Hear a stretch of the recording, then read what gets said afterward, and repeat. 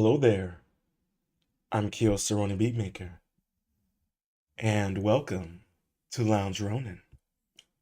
All things, everything. And before we get into it, make sure to hit that like button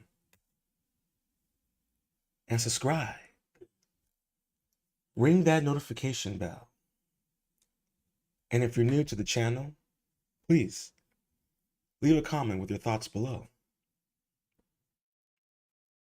And on this episode, we're going to discuss Adam's first wife, Lilith, angelic or demonic. Now, I've heard of Lilith before. The first time I heard of her actually was, oop, Pablo's having a little sniffles. Okay, and he's good. The first time I heard of Lilith was actually a long time ago,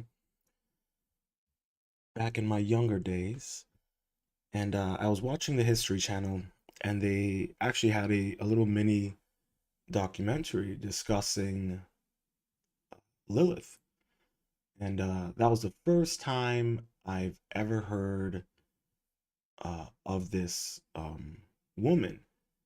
And I found it kind of bizarre and strange that supposedly Adam had first wife prior to Eve.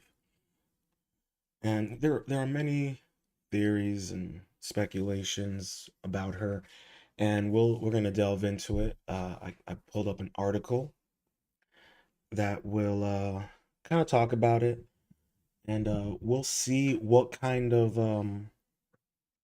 what evidence and information the article provides, and I'll share my thoughts and speculations. And please feel free to share your thoughts and feelings in the comment section down below. I would like to say hello to the three people who have decided to join in. I really appreciate you guys for stopping by. If it's nice and dry in your area, good for you. If not, it's rainy over here. But we're making it through. You know how it is on those rainy days. It can be pretty unmotivating. But let's get into this article.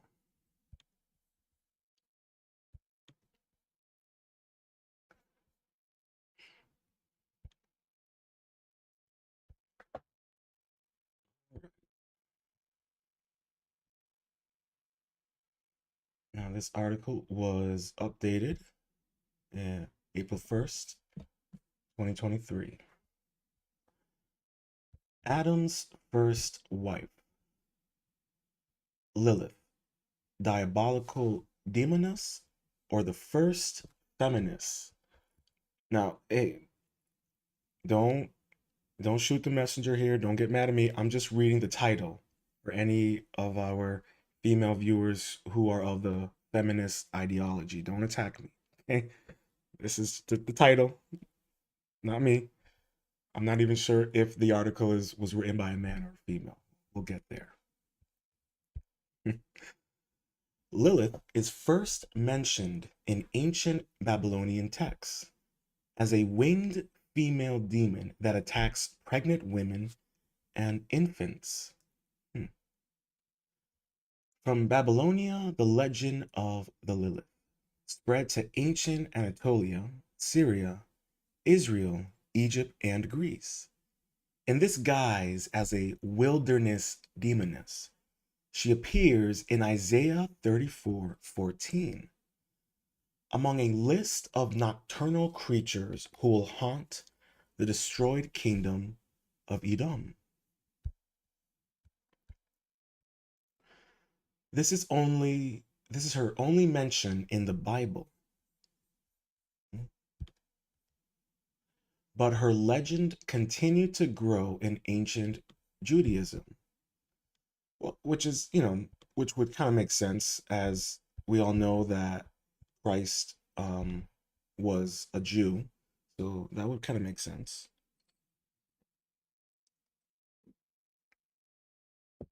During the Middle Ages, Jewish sources began to claim her as Adam's bold and independent first wife. But how did Lilith evolve from a being of wilderness demoness into Adam's first wife? Now, a picture above is the creation of Eve from the Celestine Chapel ceiling by Michelangelo, where the story of Lilith, Adam's first wife, began. The story begins at the beginning on the Bible. The creation of humans is described in Genesis 1 and again in Genesis 2. The first account is fairly straightforward. So God created humankind in his image. In the image of God, he created them, male and female. He created them. Genesis 1:27.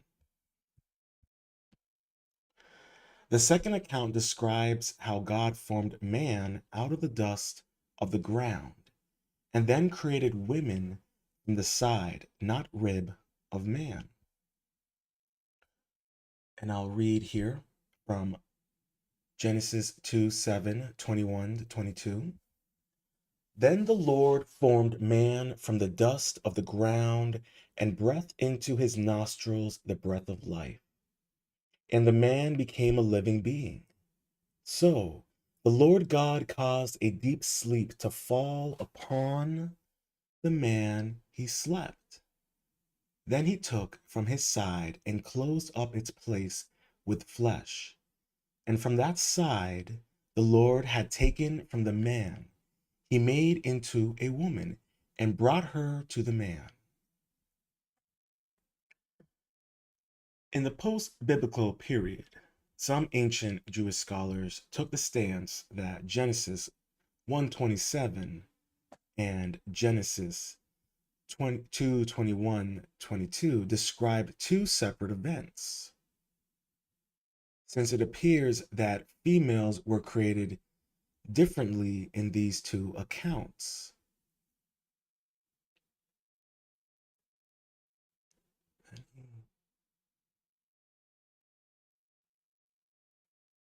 Oh yeah, actually you're right.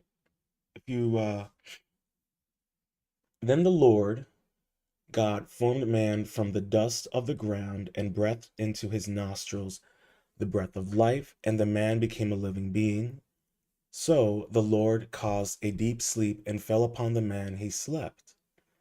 Then he took from his side and closed upon its place with flesh. And from that side the Lord had taken from the man. He made into a woman and brought her to the man. So in my interpretation, it sounds like he is saying that it's saying that God created a woman from his rib as opposed to from man's. And then he created another one from man's rib. That's how I'm interpreting it. I'm not sure, but we'll continue. Section of a painting of Lilith depicted with a serpent by John Collier, created in 1887. Now that's interesting. Why would there be a photo of Lilith with the serpent?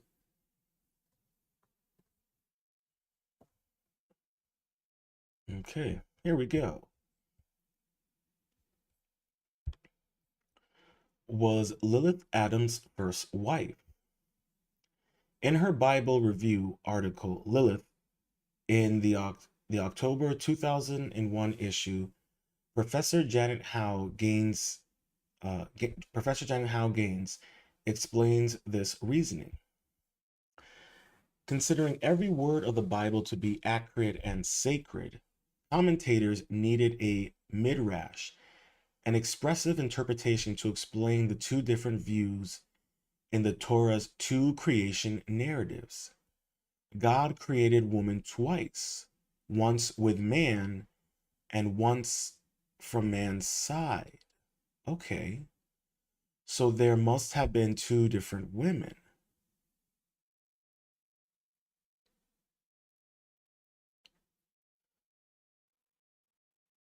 Okay, so it's almost like gene splicing. The first part, if we were to interpret it in a modern way, God created woman twice, once with man, so gene splicing, uh, and then once from man's side. God, cloning? Would that be? Yeah, that would be. Yeah, that would be cloning. So there must have been two different women. Yeah, that would be cloning. I mean, I'm no geneticist speculating here, but that's how I would interpret that.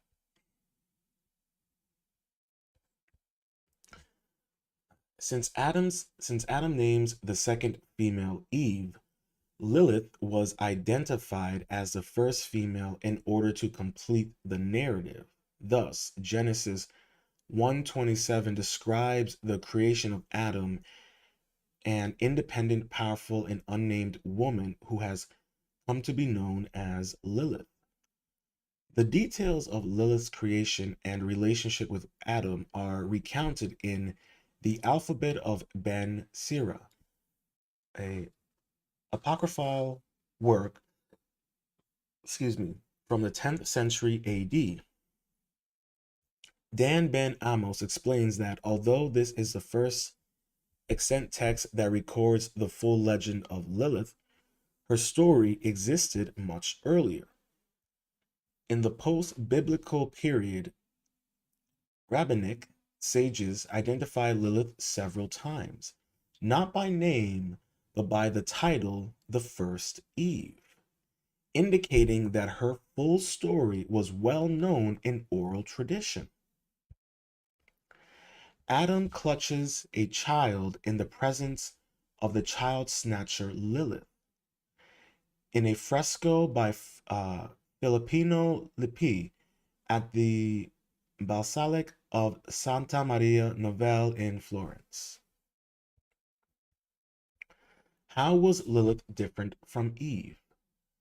The anonymous medieval work entitled The Alphabet of Ben Siri relates that God created Lilith from the earth, just as he created Adam. They immediately began fighting because Adam always wanted to be on top of Lilith, and Lilith would never agree to serve under Adam. Okay, little spelling typo.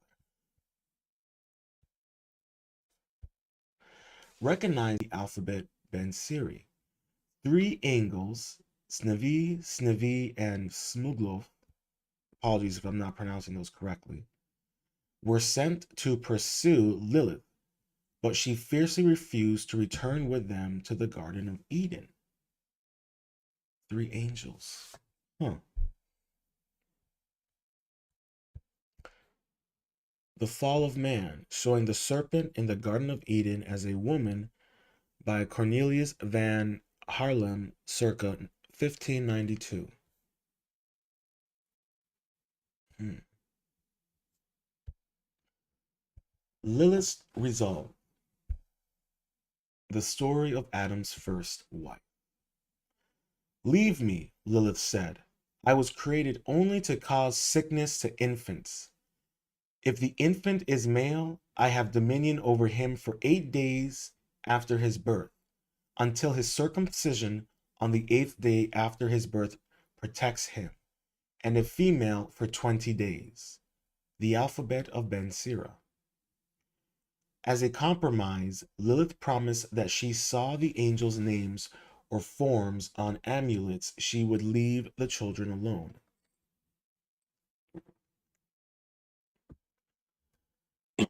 Excuse me. Lilith also agreed that 100 of her children, demons, would die every day, but she fiercely asserted the rest would live. Interesting. And the first male had only agreed to serve under the first female half of the time. That is all she asked of him. Lilith would have been Eve. Excuse me, Pablo's sneezing in the background. You good, bud? He's my old Mexican. As a hold on. You good?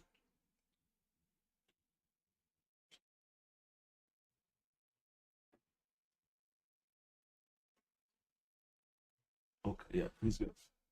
All right. As a compromise, Lilith promised that if she saw angels, names or forms on amulets, she would leave the children alone. Lilith also agreed that 100 of her children, demons, would die every day, but she fiercely asserted the rest would live. If the first male had only agreed to serve under the first female half of the time, that is all she asked of him, Lilith would have been Eve. It is better to live outside the Garden of Eve than inside without her. Blessed be the one who brought us together and taught me to know the goodness of her heart and the sweetness of her soul. Wherever so where's over where's over where's over she was, there was Eden. Adapted by Mark Twain.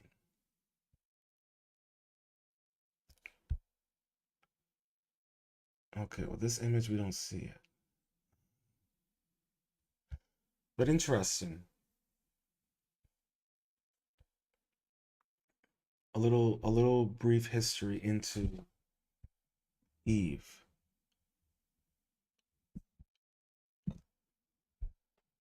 So let's see.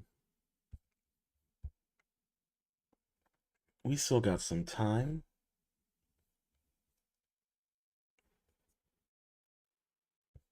Where else can we go? I wanted to go here to this one about the alphabet of Ben Siri. And I wanted to see what this individual had to say about it.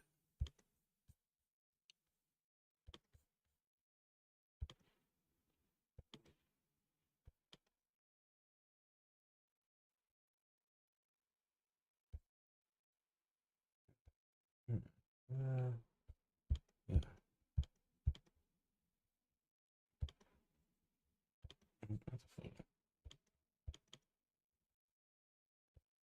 I guess I'm gonna have to.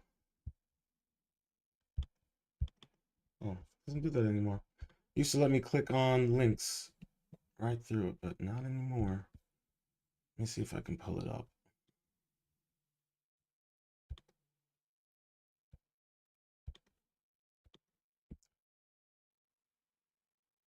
Oh man, I can't wait to do the next live stream. We're gonna talk about Jesus and some very ancient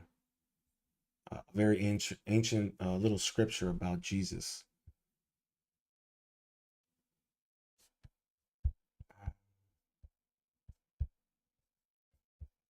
Where is that article? I had it up. Okay, here we go. I wanted to know more about this alphabet of Ben Sira because I'm curious as to what would this anonymous text be. And it's what's so interesting. And I was actually having this discussion last night. Uh, my mom had tea time with some friends, and we got into the discussion of uh, just religion and ancient texts and history. And one thing that like I kind of brought up, and even my mom brought up, because we were one day um, we were talking about the book of Enoch, and my mom was reading some excerpts from the book of Enoch, and she was noticing how the descriptions of the chariots were very similar to the descriptions of, well, the wheels, I should say specifically, were very similar to the description of the wheels used on the rovers that landed on Mars back in the early 2000s and again in the mid 2000s. And I was explaining to my mom, I was like, well, yeah, because NASA patented the design of the rovers based off of the descriptions in the book of Enoch. And, one thing that I was kind of asking my mom and was kind of was trying to understand was like, why is it that there are multiple other books out there? Uh, However, the church refuses to acknowledge them or even discuss them within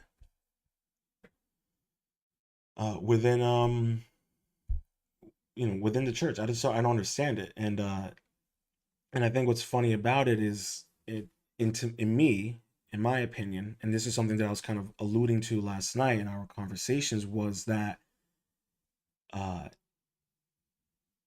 it brings up the question of, well, what are we really, you know why are they obfuscating certain things to fit their narrative?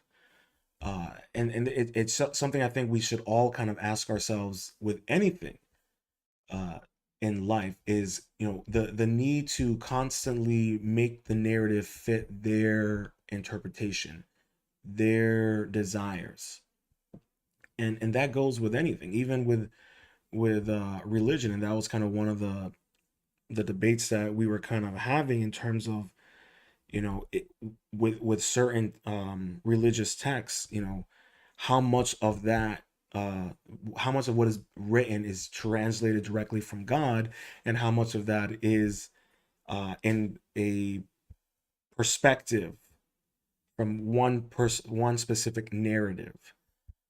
And that's something that I think we should all kind of ask, because it's, I don't know how many people out there knew about Adam's first wife, Lilith. I see we got three people in the live stream. If you knew about Adam's first wife, Lilith, and about this story, please put a thumbs up. If you didn't, put a thumbs down. Because I'm curious to see how many people knew about her or have heard of this story. And it just kind of it adds to to me personally, it just kind of adds to the mystery and the allure of the world that we are living in. Now, I looked up because I was curious about that one author, Dan Ben Amos, who was talking about the Alphabet of Ben Siri. Now, I couldn't find the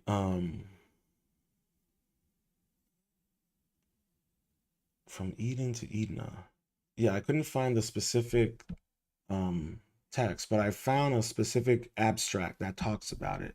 And I'll just read it to you guys real quick. It's from Penn Libraries, University of Pennsylvania, the Scholarly Commons. All right, it says, for centuries, paradise described in Genesis 2:3 has been a formative myth in Judeo Christian culture. The creation of the woman from Adam's rib, Genesis 2:21-23, both projected and validated women's inferior and secondary role in Western society. Wait, hold on. Let me read that again. The creation of women from Adam's rib, Genesis 2:21 to 2:23, both projected and validated women's inferior and secondary role in Western society? Hold on, I gotta think about that for a second.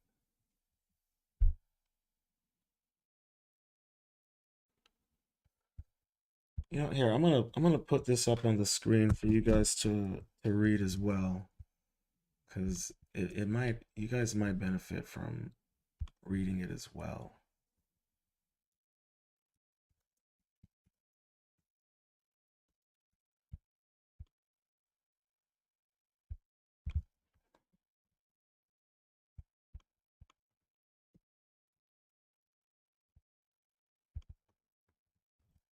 because that is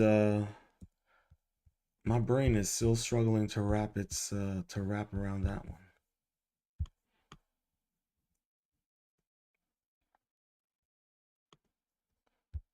Okay. For centuries, the paradise described in Genesis 2:3 has been a formative myth in Judeo Christian culture.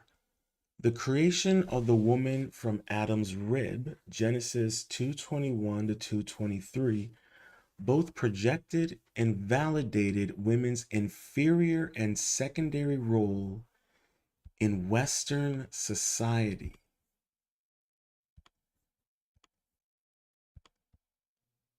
I'm not like that is a weird statement. I'm gonna be completely honest with you. That's a really weird statement.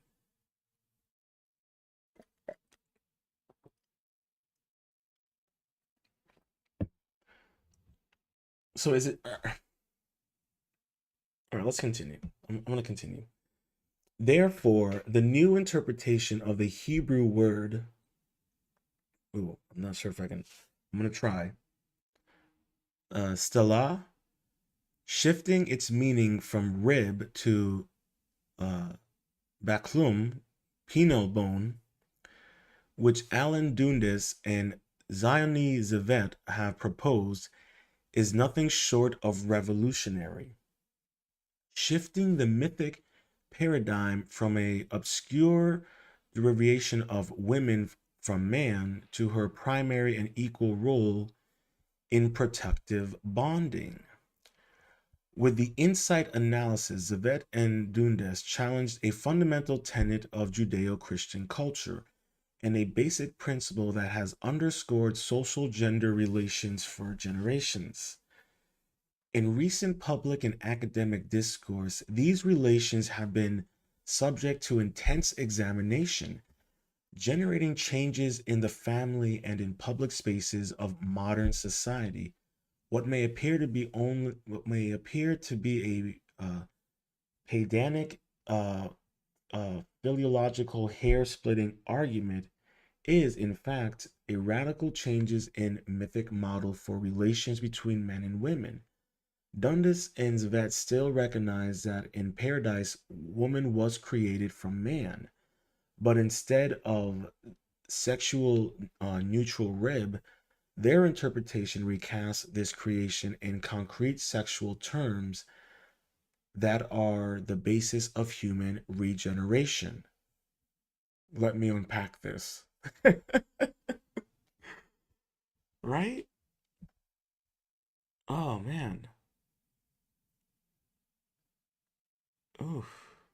And that was this was posted February 19th, 2019. Oh man, that is oof, that's a lot. That's the same thing. Man, that's really interesting. I'm not even that's something I'm gonna have to even think about. Might have to come back to that. Take a second and reflect on that. But that is really, really interesting.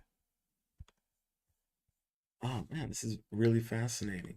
So that kind of makes me wonder about the whole idea of Lilith as this demon that, hunts and eats, infants. Like, uh, was that was she cast into that role as punishment for her independence? That's really interesting. That is really interesting.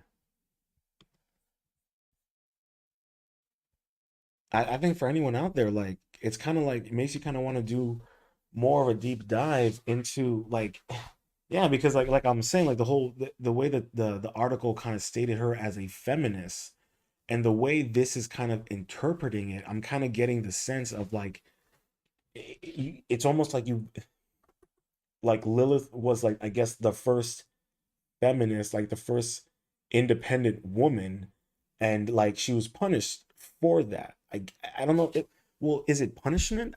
That's like I guess it's up to interpretation or up to, some more to further research. And this whole connection of demons, like, are we saying that, or are they saying, because I might have to look into this more, if that Lilith was one of the first demons to be created upon Earth. I mean, it's really interesting.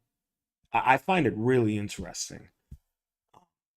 This is why I've gone into just learning about ancient cultures and religions and just all this lost knowledge and these wonderful mysteries. It just kind of makes you wonder what more is out there to be interpreted and uncovered. But I've always found this story of Lilith to be really interesting. Only because I just I wonder what more can we uncover of her origins, and what can be interpreted. Oh man, that is really interesting. Really interesting.